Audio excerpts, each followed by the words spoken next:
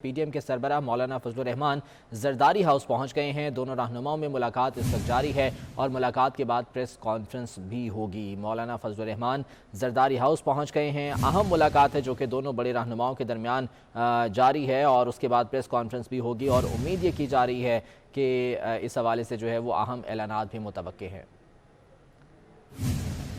PTM के सरबराह मौलाना Fazlur Rahman Zardari house पहुंचे हैं और दोनों रहनुमाओं के दरमियान ये अहम मुलाकात इस वक्त जारी है। मौजूदा सियासी सूरत हाल में इंतहाई अहम फैसले मुतवक्के हैं। देखना यह है कि प्रेस कॉन्फ्रेंस में क्या ऐलान किया जाता है, चूँकि मौलाना फजलुर रहमान आइंदा 48 घंटों में तहरीक एतमाद लाने का जो है वो ऐलान कर चुके हैं। शहबाज शरीफ साहब भी जरदारी हाउस पहुँचे हैं और तीनों बड़े अहम रहनुमा इस वक्त सर जोड़ कर बैठे हैं। मौजूदा सियासी सूरत हाल में ये इंतहाई अहम मुलाकात है जो कि हो रही है। इफ्तिखार अहमद साहब हमारे साथ मौजूद हैं। इफ्तिखार साहब, इस वक्त जो है वो सियासी सूरत हाल बहुत ज़्यादा सरगर्म है। ये मैदान अहम मुलाकात इस वक्त मौलाना फजलुर रहमान जरदारी साहब और शहबाज शरीफ साहब के दरमियान हो रही है।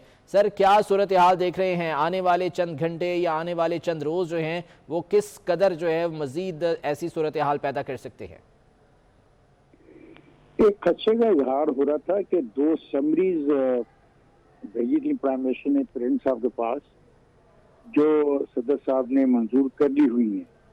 गालिबन उन समरियों की जो कुछ तफसीलात हैं तो बाहर कुछ निकली हैं, इसलिए ये फौरी तौर पे इस किस्म की मीटिंग्स हो रही हैं।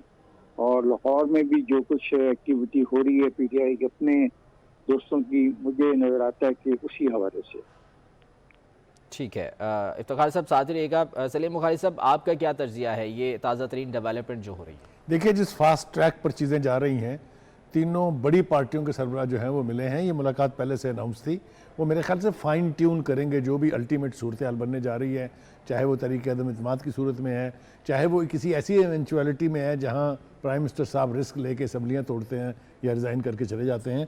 तो मेरे ख्याल से चूँकि पॉट जो है वो इट्स हॉट, जिसको कहते हैं आयरन इज़ हॉट, और इसलिए हर आदमी चाहता है कि अपना स्टोक जो है वो उसके ऊपर खेल दे। और चूंकि इस वक्त जो प्रोटेस्टिंग पार्टीज़ हैं उनमें ये तीनों जमातें बहुत लीडिंग हैं, इसलिए इनके सरबराहों का एक ऐसे कड़े वक्त में मिलना, जब चीज़ें वाज़े होती जा रही हैं। पंजाब में कोई तसव्वुर नहीं कर सकता था कि पीटीआई के अंदर से एक इतना बड़ा ग्रुप इमर्ज होगा।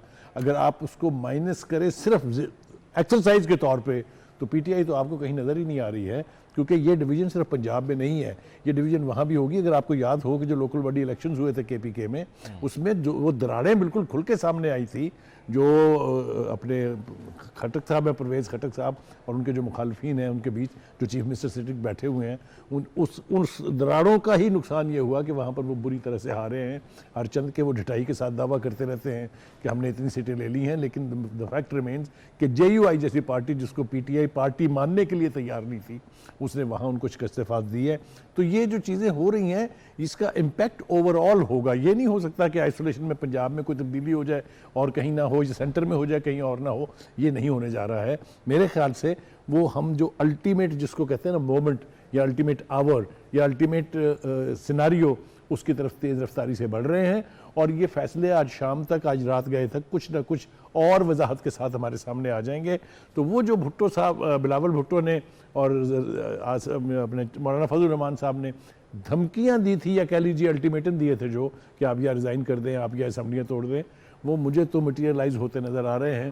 क्योंकि इतना बड़ा breakup within a ruling party, that means total disaster.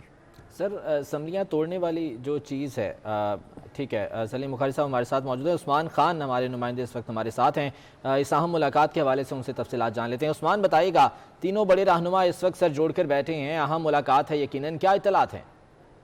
देखिए, पाकिस्तान डेमोक्रेटिक मूवमेंट के जो सरबराह हैं मौलाना फजलुर रहमान, अपोजिशन लीडर शहबाज शरीफ और पीपल्स पार्टी के जो साबिक सदर आसिफ अली जरदारी हैं, और पीपल्स पार्टी की लीडरशिप, नून लीग की लीडरशिप इस वक्त जरदारी हाउस इस्लामाबाद में बैठी है।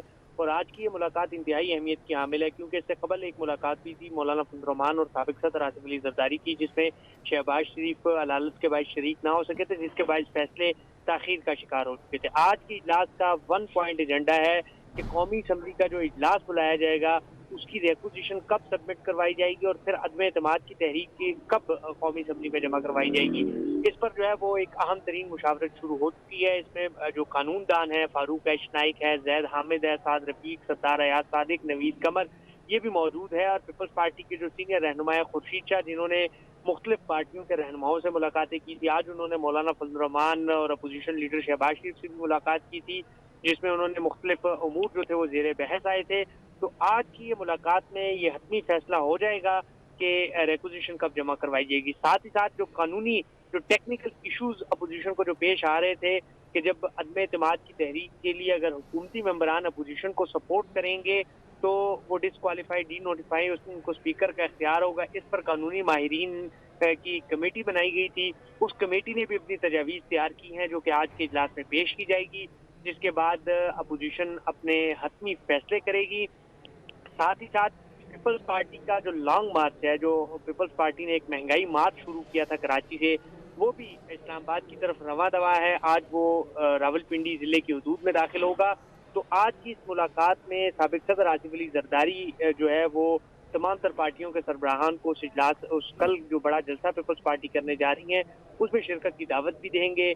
और अब ये भी फैसला होगा कि जो अदम एतमाद की तहरीक और रिक्विजिशन जो सबमिट होगी उसका ऐलान किस तरह किया जाएगा। इन तमाम तर सूरत हाल पर इस वक्त मौलाना फजल रहमान और दीगर जमातों के जो सरबराहान हैं वो तीनों बड़ी पार्टियां जो है वो बैठे हुए हैं। कुछ ही देर तक तमाम तर सूरत हाल जो है वो वाज़ेह हो जाएगी। आज के इजलास की जो अहम चीज़ ये थी कि आज के दिन से कबल आज के दिन ही पीपल्स पार्टी के जो सीनियर रहनुमा हैं और साबिक अपोजिशन लीडर खुर्शीद शाह और सैयद नवीद कमर ने अपोजिशन लीडर शहबाज शरीफ से मुलाकात की है, मौलाना फजल रहमान से मुलाकात की थी। पीपल्स पार्टी का जो नुक्ता नज़र था वो दोनों पार्टियों के सामने। ठीक, उस्मान मुख्तसरन ये बताइएगा कि प्रेस कॉन्फ्रेंस भी होगी इस मुलाकात के बाद, ऐसा बताया गया है, तो क्या ये तवक्को रखी जा सकती है कि आज फाइनली वो उन चीज़ों का ऐलान कर दिया जाएगा जो कि आइंदा चंद रोज़ में होने जा रही हैं? बिल्कुल, आज का जो इजलास है इसमें इन तमाम तर चीज़ों को हतमी शक्ल दी जाएगी और साथ ही साथ उसके बाद मीडिया को जो है वो मुकम्मल तौर पर आगाह कर दिया जाएगा कि क्या सूरत हाल है। इन तमाम तर चीज़ों पर जो है वो जो आज का इजलास जो है वो बड़ा अहमियत का हामिल है। तो आज के इजलास में जो चीज़ें फाइनल हो जाएंगी उसके बाद जो है वो एक प्रेस ब्रीफिंग की जाएगी। अगर प्रेस ब्रीफिंग ना हुई तो एक मुश्तरका एलामिया जारी किया जाएगा जिसमें तारीख का ऐलान का फैसला हो सकता है। अलबत्ता अगर कोई डेडलॉक हुआ किसी भी बात पर तमाम पार्टियों के दरमियान तो आज तारीख का ऐलान नहीं हो सकेगा।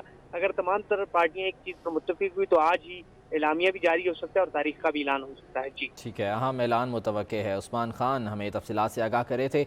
नवीद साहब आपकी जानिब आऊँगा, ये फरमाइएगा, नवीद साहब हमारे साथ मौजूद नहीं है। सलीम बुखारी साहब, उस्मान खान ने अभी तफसीलात दी हैं, अहम ऐलानात आज होने के लिए जा रहे हैं। सर अभी आपने बात की थी जिस तरह से बिलावल भुट्टो साहब ने चैलेंज दिया इमरान खान साहब को कि जी असम्बलियाँ तोड़ें, इस्तीफ़े दें और मैदान में आकर मुकाबला करें। सर कितना पॉसिबल है, कितने इम्कानात हैं कि अगर खान साहब को ये नज़र आ जाता है कि तहरीक में एतमाद कामयाब होने जा रही है तो वो असम्बलियाँ डिज़ोल्व करेंगे? ये हमारे जो रिपोर्टर साथ हैं उन्होंने एक नुक्ता की वजाहत करने की कोशिश की, वो है कि अगर हुकूमती अरकान जो हैं वो वोट ऑफ नो कॉन्फिडेंस में हुकूमत के ख़िलाफ़ वोट देते हैं तो लीगल पोजीशन क्या होगी। मेरे ख्याल से इसके अंदर ऑलरेडी क्लैरिटी मौजूद है। मैं अपने सामीन के लिए अगर आप इजाज़त देंगे तो मैं अर्ज़ कर देता हूँ, जो वोट करेंगे वो वोट वैलिड कास्ट हो जाएगा और उसका नतीजा भी उसी तरह से निकल आएगा। उसके बाद ये होता है कि पार्टी का सरबराह जो है वो रेफरेंस मूव करेगा उनके खिलाफ इलेक्शन कमीशन में कि जिनको आप डिस्क्वालीफाई कर दें, तो उससे फ़र्क नहीं पड़ता। जो डैमेज करने के लिए ये इकट्ठे हुए हैं वो तो हो जाएगा। और दूसरी बात ये है कि इसके बाद चूंकि कैंपेन के बाद सबसे बड़ा जो है वो फैसला ये है कि हम फ्रेश इलेक्शन कराएं।